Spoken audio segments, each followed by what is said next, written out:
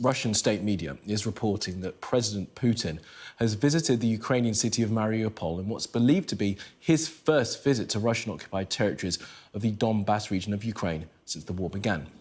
This footage is said to show the president driving around the streets of Mariupol, the port city that Russian forces captured in the early stages of the invasion after fierce fighting. The city is now said to be largely destroyed, though Russia has been rebuilding parts of it to try and erase its Ukrainian heritage.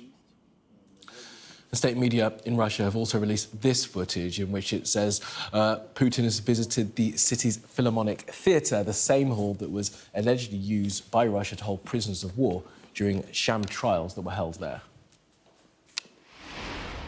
Well, let's bring in our chief correspondent, Stuart Ramsey, who's joining us now from Ukraine this morning. Good morning to you, Stuart. Good to have you with us. So what do you make of the fact that we've now seen Putin allegedly popping up in Mariupol? Yeah, it is definitely symbolic. You know, this came in the week that he was indicted by the ICC for illegal trafficking of children, to all intents and purposes. And he's been to Crimea to celebrate the 9th anniversary of its takeover of Crimea. And, of course, his first stop was to go and see a load of children.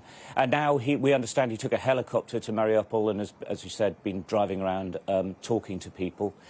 Mariupol is a significant place. Obviously, it's extremely important for the Russians, and obviously Ukraine wants to get it back. But it was also the scene of some terrible fighting. And if we're talking about the ICC, well, there's an awful lot of allegations of war crimes against Putin and his forces there as well. Bakhmut is where we're watching a lot of the fighting taking place at the moment. It's actually gone on for longer than Mariupol, but Bakhmut is a very much smaller place. Mariupol is a big city and really significant, and obviously, as I say, this is very much a symbolic visit by the president. It is interesting, he hasn't really gone to the front lines. President Zelensky goes quite often, and that's to boost morale for his troops, but the Russian president often doesn't go, and throughout this war he's mainly been in Moscow. We also understood, though, that he's in Russian territory, was meeting some of his senior commanders as well. As I say, this is actually for the photographs and the cameras. It's to sort of show a message back home that not only is it business as usual for the president, but that he can actually go pretty much wherever he wants, and into Ukraine as well. If you take Crimea, is obviously part of Ukraine, but this was right into the front line areas, if you like. So that's what symbolism, I suppose, is all about.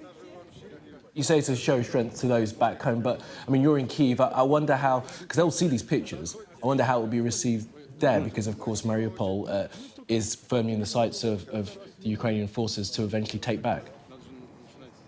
Oh, yeah, they're absolutely determined they'll take it back, though it is going to be a very difficult fight. And obviously, this war is really grinding on, and all the indicators from both sides, particularly Russia, who are thinking of calling up more soldiers, that this really could go on for a very long time indeed. People will see it here. They will be irritated by it, obviously, but there's nothing that President Putin does that will surprise them anymore. It's the type of thing they will expect to see. I don't think it'll make much difference to them one way or the other. You know, the last week or two that we've been here, I've talked to a lot of people about sort of weariness of war, etc., because there's huge numbers of Ukrainian soldiers being killed. I've been to lots and lots of different funerals. But no, you know, the country remains united. They hate the war, but they are determined to keep fighting. And so President Putin turning up in Mariupol is not going to affect the people of Ukraine in any shape or form. And they're certainly not going to take it as anything other than a simple symbol that he can go there for now. All it will do is make them determined to make sure that he can't go there in the future. Absolutely right. OK, Stuart, for now in Kyiv, appreciate your time. Thank you.